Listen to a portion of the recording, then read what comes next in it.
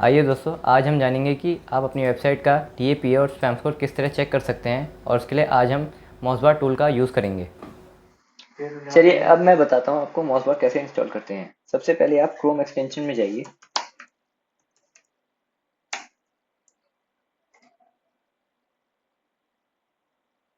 अब Chrome extension में आप मौजबार सर्च करिए।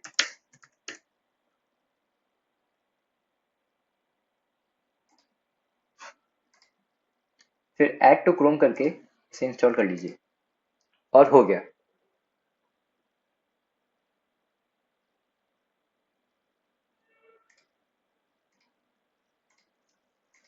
अब मौजबार के फीचर यूज करने के लिए सबसे पहले अपनी साइट ओपन करिए।